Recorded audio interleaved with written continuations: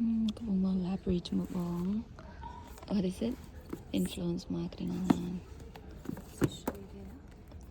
គាត់ខាង business online អីចឹង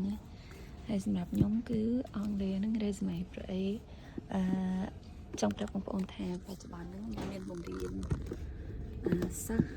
ខាងផ្នែកមានថាសិស្សបើថាណាគេត្រូវការជំនួយខ្ញុំមានបង្រៀនខាងផ្នែកគេសម្ភារការងារក៏ដូចជាសរសេរ resume អីជាដើមហើយនឹងបង្រៀនភាសាអង់គ្លេសតិចតួចសម្រាប់អ្នកដែលរៀនភាសាអង់គ្លេសជាភាសាទី2របស់គាត់ណាហើយខ្មែរក៏ខ្ញុំមានបង្រៀនតិចតួចតែព្រោះអីខ្ញុំចេះខ្មែរអាចថាខ្ញុំអាចបង្រៀនក្មេងៗបានតែមិនធំទេហ្នឹងប្រហែលសំដកខ្លួនព្រោះអី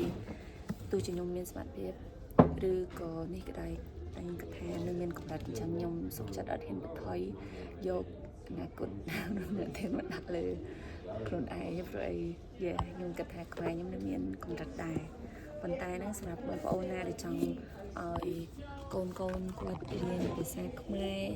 ចេះត្រឹមកខប្រកបអីចឹងខ្ញុំអាចបង្រៀនបានចឹងទៅគ្នាបានអរគុណ